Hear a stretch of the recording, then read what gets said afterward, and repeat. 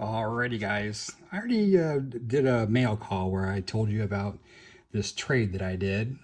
Actually, it wasn't a trade. It was out of the generosity. Georgia Silver Hunter said, "Here is 2 rolls of dateless buffaloes. Send me something back, or keep them as a gift. It's up to you."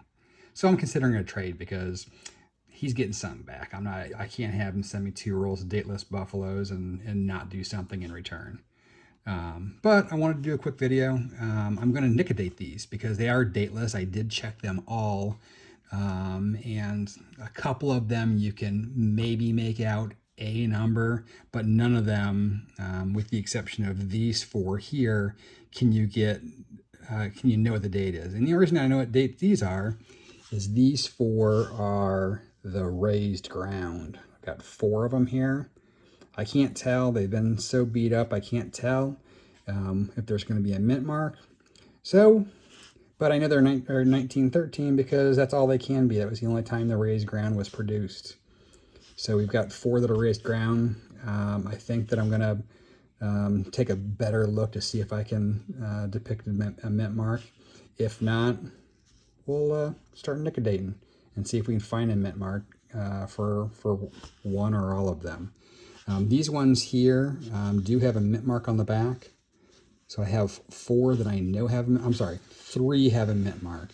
This one here I set aside because it's got this edge to it. I think it might be a clipped planchet, but it's not super huge, so I'm not sure if this might have happened post-mint where someone took some shears, maybe cut it off. It looks pretty clean though, so I'm going to set it aside just to be safe until I can have somebody give me their opinion. If you have an opinion on this, let me know if you think that might be a clip planchet. Certainly want to save it if it is, because it's even dateless. It might be worth more than just a nickel. These guys up here are all, I can't see it, I can't pick up a mint mark on the back, and I can't pick up a date. So I'm going to end up Nic-A-Dating fronts and backs of these. Thought I'd bring you along for a ride. I know some people know how to Nic-A-Date, others don't. It's super easy. So I thought I'd just go through the process and see if we can reveal some cool stuff in the process. So I'll be back with you once I get everybody set up.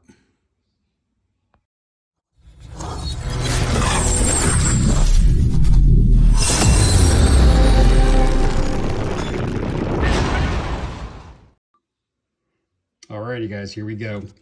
So what you're going to need to do for Nic-A-Date is to get some Nic-A-Date. What is Nic-A-Date? It's an acid. It's going to eat away some of the coin.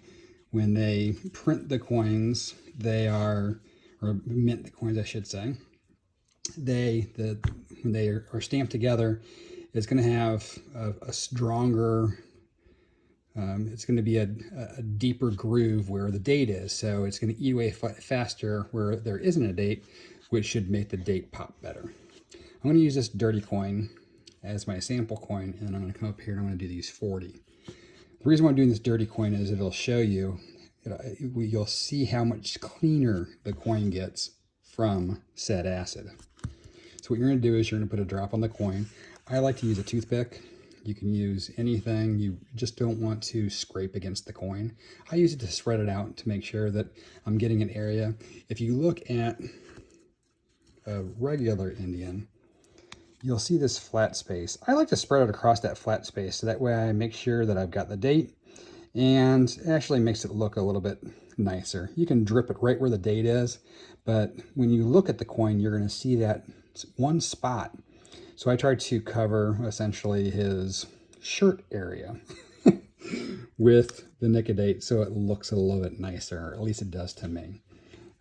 Once you've Nic-A-Dated a coin, though, you have damaged the coin. So once you put this on here, it's going to eat away some of the coin there, in that case, damaging it.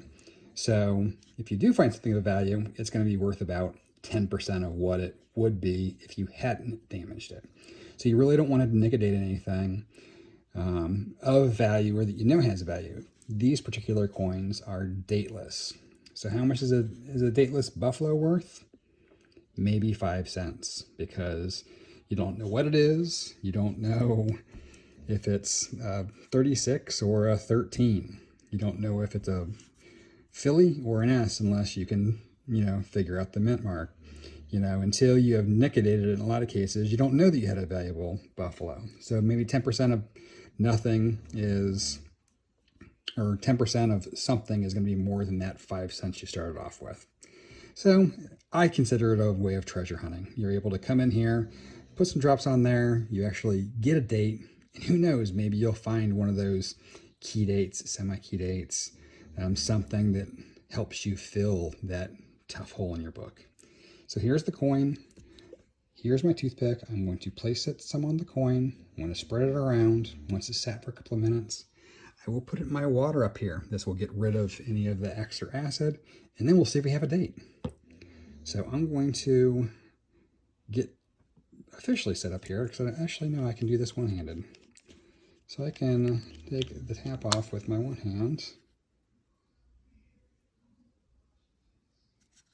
You don't need much more than that. So we've got this on here. And like I said, I like to spread it around without touching the coin so it covers his shirt area. Now if you look at the amount that I put on there, that was a little heavy. I was doing it left-handed.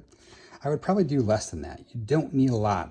A little bit of Nic-A-Date goes a long way. So don't feel like you have to, pile it on there. One small drop, and that's why I say spread it around, is going to give you great results. So I'll just sit here for a couple of minutes, and I'll come back after. Basically what I'm going to do is, once I've waited a couple of minutes, I'm going to throw it in the water, and we'll come back and we'll see if we're able to get a date. Alrighty guys, and there you go. You can see where the Nic-A-Date was. And this coin is in rough shape. I didn't think I was going to get a date out of it, and I did not. You can see, let's see if I can, you can see the damage that there is in that coin, even where the date would possibly been. I'm getting absolutely nothing. So that's a dud. That's okay.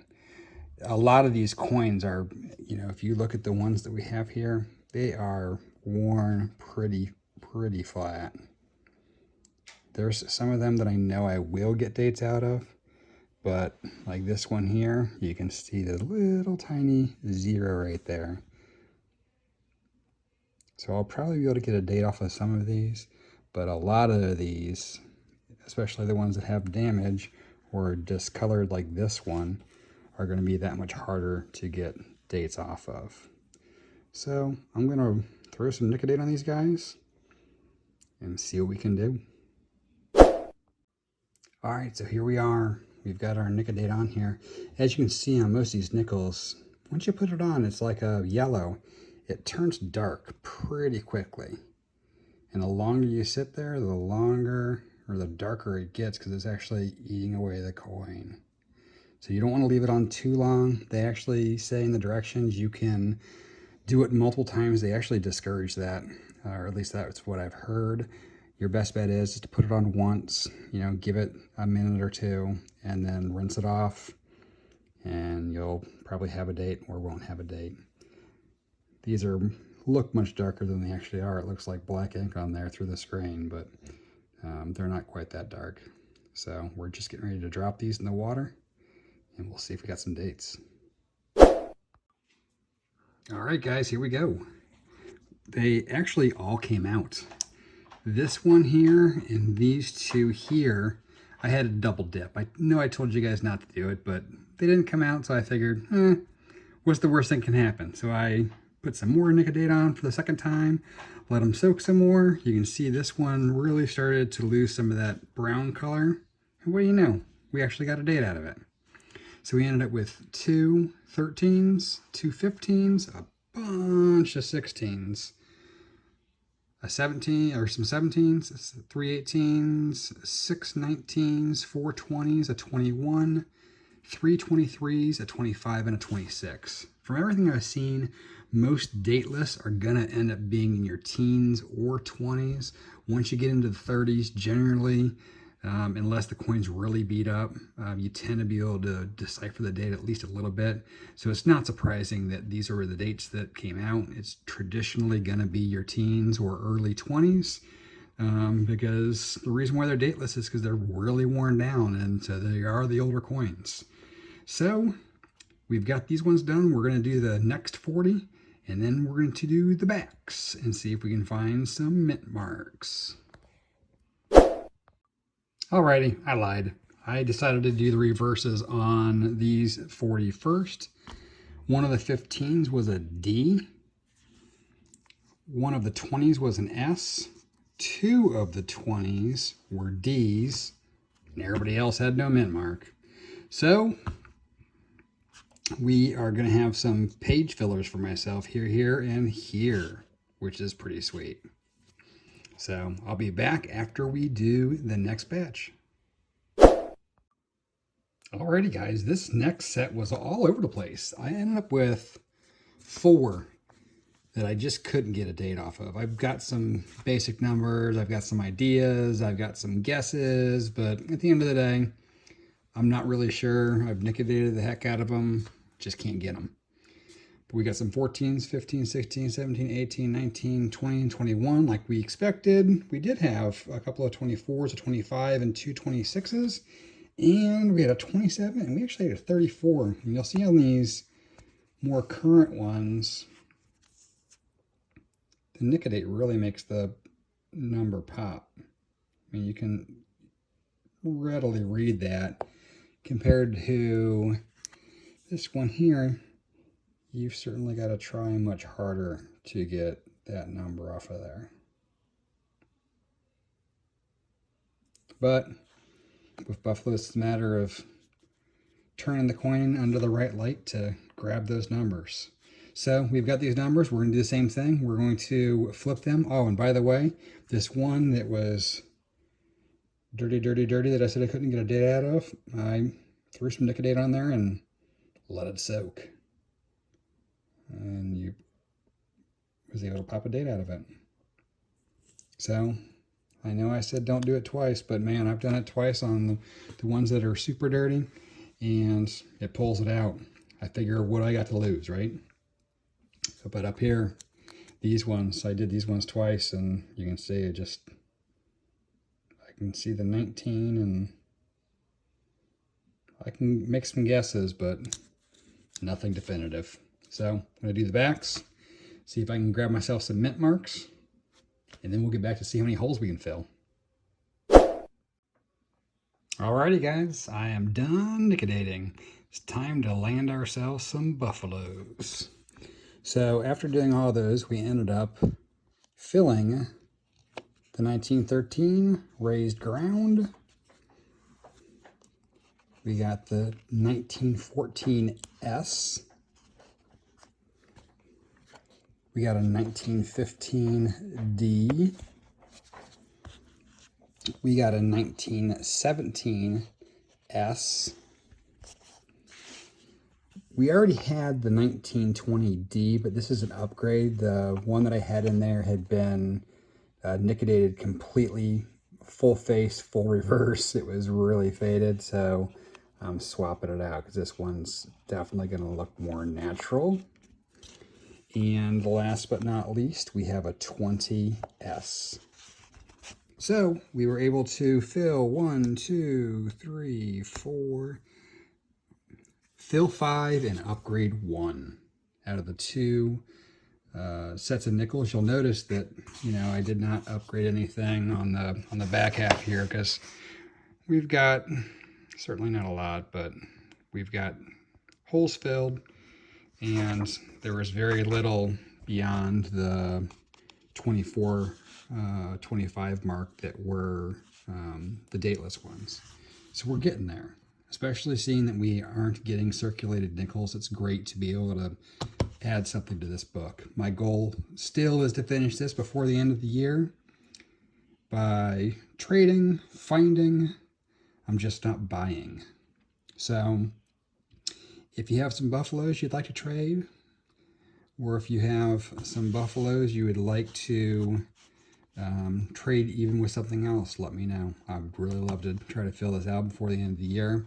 I certainly would prefer not to Nic-A-Date them, but I know in order to fill this on an affordable budget, it is what it is. I appreciate you guys watching. Make sure to give us a thumbs up. Share it. Subscribe if you have not already. And we'll see you on the next hunt. Again, I would like to thank Georgia Silver Hunter for sending me these dickles. Expect something in return, buddy. And make sure to stop by. Check him out. He has, really good content, and I'm sure he'd love to see you guys swing by. Again, thanks, guys. We'll see you later.